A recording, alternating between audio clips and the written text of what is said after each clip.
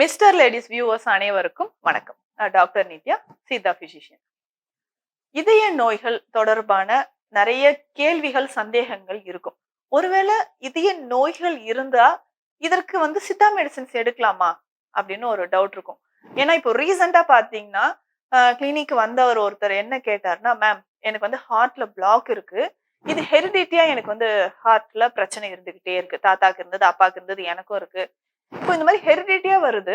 இப்போ வரும் முன் காப்போம் என்ற மாதிரி இந்த ஹார்ட் ப்ராப்ளம், இந்த ஹார்ட் ஹெரிடிட்டி ஹார்ட் டிசீஸ் அடுத்து நெக்ஸ்ட் ஜெனரேஷனுக்கு வராம நான் என்னென்ன ப்ரிவென்ஷன் பண்ணிக்கலாம், ஒருவேளை இது வராம தடுக்க சித்தால ஏதாவது வழிமுறைகள் இருக்கா அப்படின்னு கேட்டார். நிச்சயமாக இருக்கு.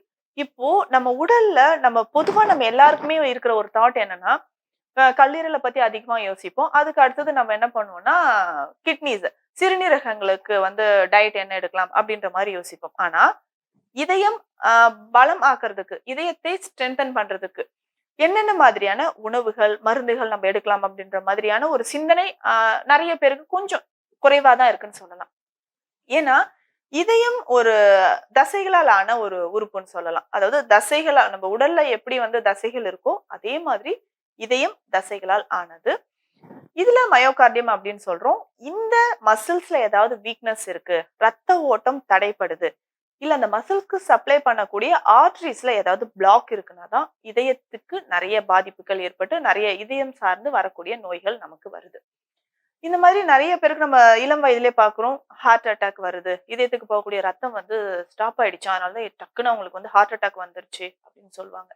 இதற்கு இதயம் பலவீனம் ஆகிறதுக்கு என்னென்ன காரணங்களாக இருக்கும் அப்படின்னா, ஓவரா நம்ம அதிகமா நான் பாடியை ஃபிட்டா வச்சுக்கிறேன்னு சொல்லிட்டு எக்ஸசைஸ் ரொம்ப அதிகமா பண்றது ஒரு ரீசன். ஸோ வெயிட் லாஸ் பண்றேன்னு ரொம்ப எக்ஸஸா நம்ம அளவுக்கு மீறி எக்ஸசைஸ் பண்றதை நிறைய பேருக்கு இப்ப பார்த்திருக்கோம்.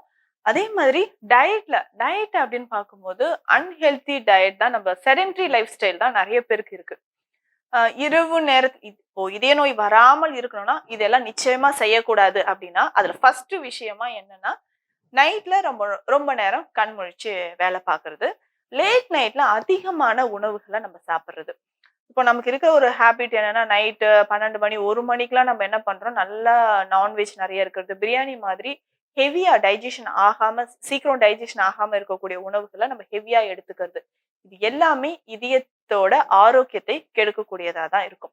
அதே மாதிரி நிறைய ஜங்க் ஃபுட்ஸ் எடுக்கிறோம், ஃபாஸ்ட் ஃபுட்ஸ் எடுக்கிறோம். அதுக்கப்புறம் இந்த ஃபுட்ஸ் எடுக்கும்போது பார்த்தோம்னா அது கூட நம்ம மயோனஸ் நிறைய பேருக்கு ரொம்ப பிடிக்கும். நல்லா நம்ம அதிகமா மயோனஸ் எடுக்கிறது, சாஸ் நிறைய எடுக்கிறது, சில்லி சாஸ், டொமேட்டோ சாஸ், இது எல்லாமே நம்ம நிறைய எடுக்கும்போது என்னன்னா, அதுல இருக்கக்கூடிய ப்ரிசர்வேட்டிவ்ஸ் அண்ட் சால்ட் இது எல்லாமே இதயத்தை பலவீனமாக்குவதற்கு முக்கியமான காரணமாக இருக்கு. அதே மாதிரி அசைவ உணவுகளை நம்ம நிறைய எடுக்க எடுக்க இதய தசைகள் பலவீனமாகும்.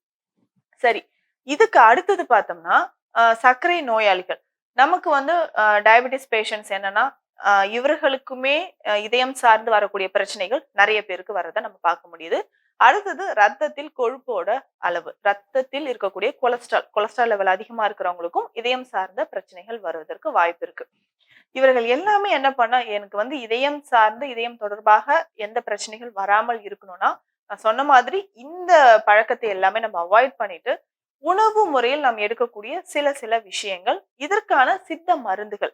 பொதுவா இப்ப ஹார்ட் பிளாக் இருக்கக்கூடியவங்களாக இருக்கட்டும், அடுத்தது நம்ம இதயத்துக்கு செல்லக்கூடிய ரத்த ஓட்டம் குறைவாக இருக்கு, அடிக்கடி கார்டியோவாஸ்குலர் டிசீஸ்ன்னு சொல்லுவோம். ஸோ கார்டியோவாஸ்குலர் டிசீஸ்னா இதயத்தில் வரக்கூடிய நோய்கள். இதற்கு சிறப்பா நம்ம என்ன பண்ணலாம்னா, வெள்ளை தாமரை சூர்ணத்தை சித்த மருத்துவத்தில் பயன்படுத்துறோம். இந்த மாதிரியான மருந்துகள் இருக்கானே நிறைய பேருக்கு ஒரு டவுட் இருந்துகிட்டே இருக்கும். வெள்ளை தாமரை சூர்ணம் அப்படின்றது வெள்ளை தாமரையோட ருத்ர ரோகம் அப்படின்னு சொல்றோம். ருத்ர ரோகம்னா இதயத்தில் வரக்கூடிய பிரச்சனை.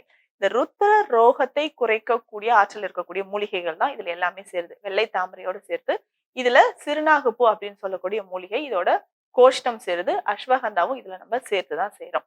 இது இது எல்லாமே சேர்த்து செய்யக்கூடிய இந்த வெள்ளை தாமரை சூர்ணத்தை தினமும் நம்ம மருத்துவர் ஆலோசனைப்படி நம்ம எடுத்துட்டு வரலாம். அதே மாதிரி நமக்கும் தெரியும், ஜாதிக்காயை பத்தி நம்ம எல்லாருமே கேள்விப்பட்டிருப்போம். ஜாதிக்காய், ஜாதிபத்ரி இது இரண்டுமே இதய தசைகளை வலிமை சேர்க்கக்கூடியதாக இருக்கு. ஜாதிபத்ரி அப்படின்றதுன்னா ஜாதிக்காய்க்கு மேல இருக்கக்கூடிய ஒரு லேயர்னு சொல்லலாம். அதாவது கனிக்கும் அந்த கொட்டைக்கும் இடையில இருக்கக்கூடிய ஒரு லேயர். இது பார்க்கறதுக்கு நல்ல ஒரு லைட் திக் ஆரஞ்சு கலர்ல நமக்கு இருக்கிறத பார்க்க முடியுது. இந்த ஜாதி பத்திரியும் நம்ம தண்ணீர்ல, அதாவது நிறைய மூலிகை தண்ணீர் எல்லாம் நம்ம குடிப்போம். சீரக தண்ணீர் ஒரு சிலர் குடிப்போம். ஓமம் போட்டு தண்ணீர், சோம்பு தண்ணீர் எல்லாம் குடிப்போம். அதே மாதிரி இந்த ஜாதி பத்திரியும் நம்ம என்ன பண்ணலாம்னா, ஒரு 2 லிட்டர் தண்ணீல ஒரு 2 பூவ போட்டு நல்லா கொதிக்க வச்சுக்கணும். இந்த தண்ணிய நம்ம குடிச்சுக்கிட்டே வரும்பொழுது, உடல்ல அதாவது முக்கியமா இதயத்தில் இருக்கக்கூடிய கொழுப்புகள் வெளியேற ஆரம்பிக்கும். இதய தசைகளுக்கு வலிமை சேர்க்கும். அதே மாரி இரவு நேரத்துல நம்ம உறங்கும்போது ஜாதிக்காய் பவுடர ஒரு 2 சிட்டிகை அளவு போட்டு, அது கூட கொஞ்சம் மிளகும் ஒரு 2 சிட்டிகை அளவு போட்டு கலந்து, அந்த பால இரவு நேரத்தில் குடிக்கலாம்.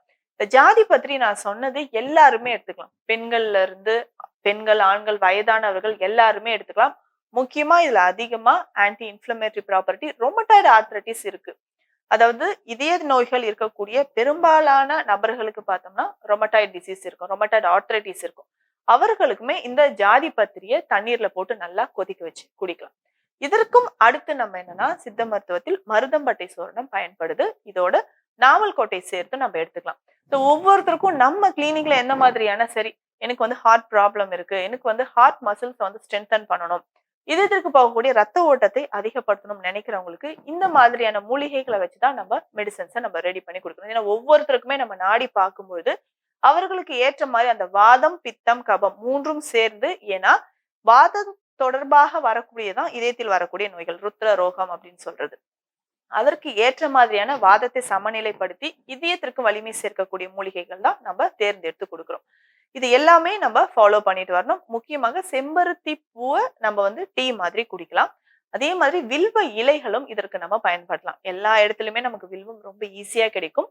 வில்வ இலைகளையும் நம்ம டீ மாதிரி நல்ல இலைகளை கொதிக்க வச்சு நம்ம வடிகட்டிட்டு கொஞ்சம் எலுமிச்சை சாறும் தேனும் சேர்ந்து காலையில குடிச்சிட்டு வரலாம். இது எல்லாமே நம்ம ஃபாலோ பண்ணும்போது இதயம் ஆரோக்கியம் பாதுகாக்கப்படும். என்ன வகை இப்ப ஹார்ட்ல வந்து பிளாக் இருக்குனாலும் அதற்கு ஏற்ற மாதிரியான சித்த மருந்துகள், குரு மருந்துகளும் நம்ம கொடுத்து இதய ஆரோக்கியத்தை பாதுகாத்துக்க முடியும். மீண்டும் அடுத்த பதிவில் சந்திக்கலாம். நன்றி.